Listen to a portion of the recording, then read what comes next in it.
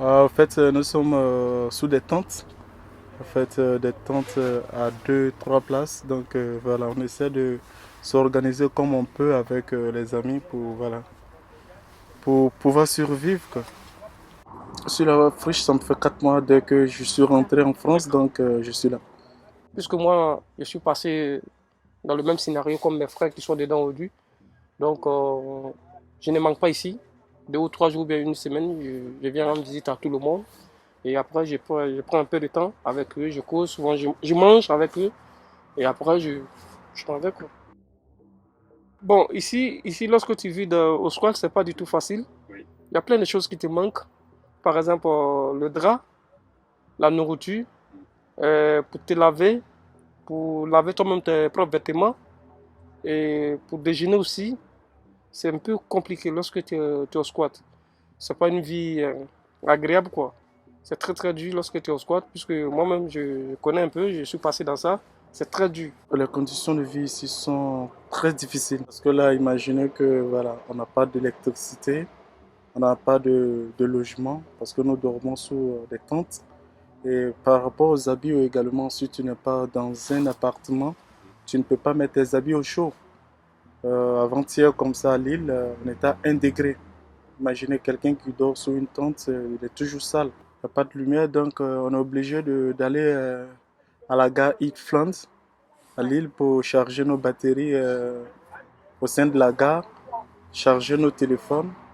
C'est avec la lumière des téléphones qu'on arrive à éclairer un peu l'espace où nous sommes. Pour la cuisson également, nous nous débrouillons comme nous pouvons. On cherche des palettes un peu dans la ville, des bois au sein de la friche pour pouvoir faire la cuisson. Au squat, au début, c'est toujours le même scénario. On dormait dans les tentes. Et au début, il n'y avait pas, comment on appelle, les WC, il n'y avait pas de douche, où il faut se doucher. Donc, on se réveille chaque matin pour aller à la beige. Saint-Sauveur, je ne sais pas si vous connaissez la beige, c'est Ferrino, sur la route de Seferino. On partait se laver là-bas. Et le jour que la beige n'est pas ouverte, tu peux rester comme ça pendant 3 jours ou 4 jours, tu te laves pas. Et en ce moment aussi, on n'a pas d'argent sur nous. Tant que la berge n'est pas ouverte, tu ne peux pas déjeuner, tu peux pas, tant que le resto du cœur n'est pas ouvert, tu ne peux pas aller manger.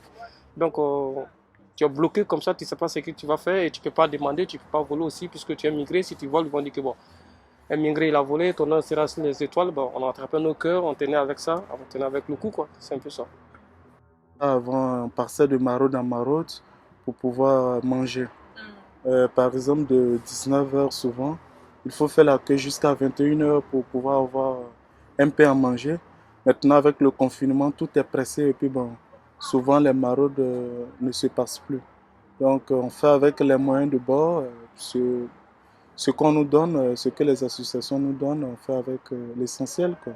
Normalement, il faut manger 3 fois par jour, un petit déjeuner, un déjeuner ou puis un dîner. Mais il arrive que souvent on mange une seule fois parce que voilà, on n'a pas assez à en faire avec. Et tantôt, quand tu appelles le 115 aussi, il te dit que ouais, il faut continuer toujours à appeler, il n'y a pas de place. Donc, comment je vois ça, ça fatigue beaucoup. Et tantôt, si tu n'es pas courageux, ça pète les plombs. Tu peux faire 2 mois, 3 mois, tu es toujours dans le même scénario, quoi. Lorsqu'on est au squat, chaque jour que Dieu fait, la police, lorsque tu dors dans ta tente, la police vient et te réveille, souple votre pièce. Et si tu n'as pas de pièces, on vous prend, on t'amène, on a amené plusieurs au centre d'irritation. Moi-même, on m'a amené aussi, comment on appelle, à la base, à Port des Postes. J'ai fait des jours là-bas et au moins une semaine, 2, 3 ou 4 jours. Et après, je sors au fur et à mesure. C'était comme ça. 5 étoiles, j'étais là-bas, bon, compte de l'association du préfet. Ils ont dégagé tout le monde. Et puis, bon, moi, bon, j'ai eu la grâce. Au début, j'étais dans un foyer. Et après cela, bon, comme je collabore, je fais, comme on appelle, le bénévolat dans plusieurs associations. Donc, j'ai eu la grâce avec un de mes collègues. Je suis à Maldala, je suis au Petit Frère des Pauvres, je suis à Banta. Donc, je fais bénévolat dans plusieurs associations et c'est grâce à l'association que j'ai connu plusieurs personnes. Et lorsque j'étais à Maldala, nous sommes allés à Saint-Jacques-de-Compostelle, je ne sais pas si vous connaissez ça, vers l'Espagne. Nous sommes allés faire la marche de Saint-Jacques-de-Compostelle. J'étais sorti dans les médias, j'ai fait un peu du théâtre à Lille ici, à l'Alecato, université catholique de Lille. On a fait un peu de théâtre. Bon, je suis un peu connu, un peu, etc. Au Petit Frère des Pauvres aussi, on rend visite aux personnes âgées qui n'ont personne chez eux, ils sont tous seuls, ils sont ennuyeux. Donc, tu es en train de les rendre visite. Tantôt, il te dit faut me faire sortir, on va se balader dans la rue. Tu es là, tu le pousses, vous baladez, et si il te dit, bon, il faut me faire rentrer, même si c'est à n'importe quelle heure, tu lui fais rentrer à la maison, un peu, etc. Et souvent, quand tu lui rends visite, il ne veut pas que tu pars. Il y a d'autres, quand il part, il pleure. Il veut que tu restes avec lui pour causer avec lui pendant que tu prends tout ton temps avec lui, quoi. Donc, c'est un peu ça. Et ça nous fait plaisir que vous venez voir la réalité de la vie des. Comme on le dit, en grosso modo, entre guillemets, vous venez voir la réalité des Africains, des migrés, comme on le dit dans vos jargons en français.